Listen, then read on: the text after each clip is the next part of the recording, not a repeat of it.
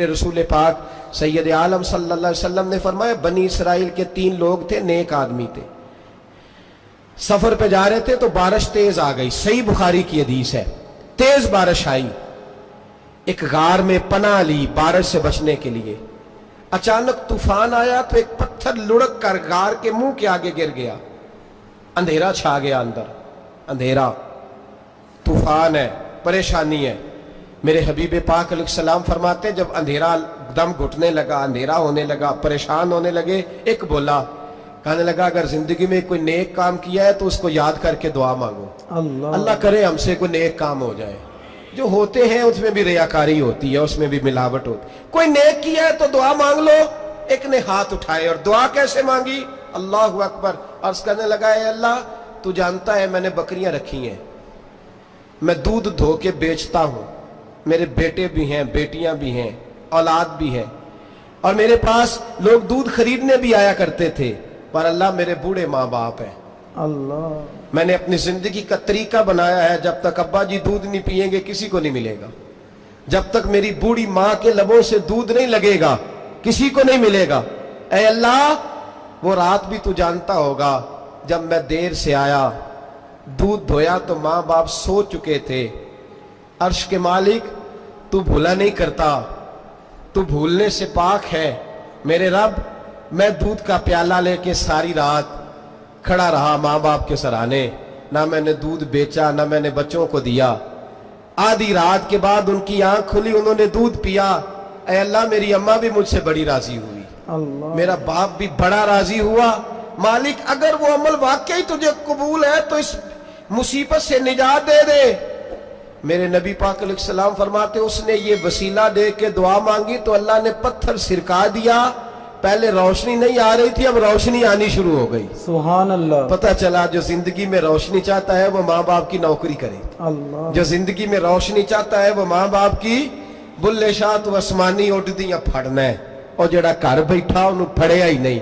इनकी नौकरी करो, रोशनी मिलेगी। दूसरा बोला, उसने कहा, अल्लाह, तुझे पता है मैंने कई लोग मजदूरी पे रखे हुए हैं। एक शख्स मजदूरी करता था तो कुछ किलो, कुछ शेर चावल, कुछ चावल उसकी मजदूरी बने। मिसाल देके समझाता हूं, 10,000 के चावल उसकी मजदूरी बन गए। मैंने उसको कहा मजदूरी ले ले, तो वो नाराज होके चला गया नाराज होके। लेकिन ए अल्लाह, मैंने उसका माल खाया नहीं, मैंने मजदूर का हक रखा नहीं। ए अल्लाह, मैंने 10,000 अलहदा कर दिया, वो चावलों की कीमत मैंने अलहदा कर दी। जब मैं कारोबार करता तो मैंने उसका पैसा इन्वेस्ट कर लिया, फिर उस पैसे से मैं कमाता रहा।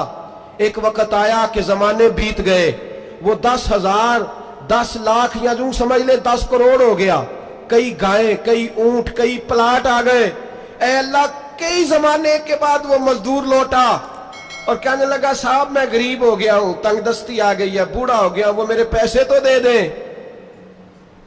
तुम, ऐ अल्लाह, मैं बेईमान नहीं हुआ, एक रत्ती बराबर भी मेरे दिल में मैल नहीं आई।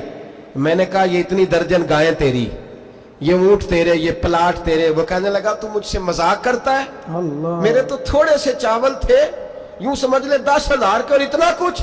मैंने कहा, वो तेरे पैसे, तू नाराज होके चला गया, मैंने ढूंढा तो मिला नहीं। वो तेरे पैसे मैंने इन्वेस्ट किए तो आज ये सारा सरमाया उसी का है।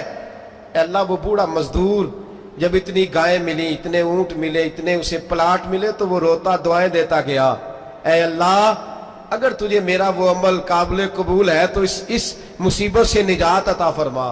मेरे नबी पाक सैयद आलम सल्लल्लाहु अलैहि वसल्लम फरमाते, पत्थर थोड़ा और हट गया। अब तीसरा बोला, अमल का वसीला दे के, ओ भाई, कोई अमल बचा के रख, कुछ कर ले, कुछ जिंदगी में इकट्ठा कर ले।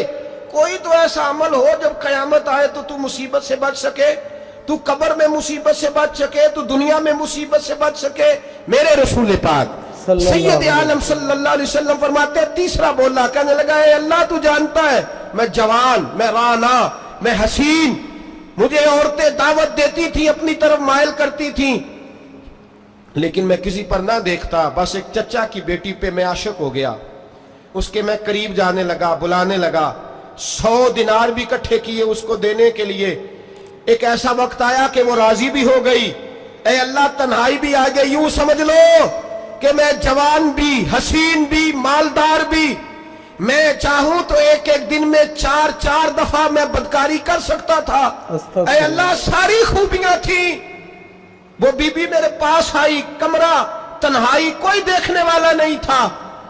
جب میں اس کے قریب جانے لگا تو وہ عورت کہنے لگی تو رب سے ڈر جا، رب سے ڈر جا، رب سے ڈر جا۔ اے اللہ طاقت بھی، جوانی بھی، حسن بھی، مال بھی، میں سب کچھ کر سکتا تھا پر تیری لیے۔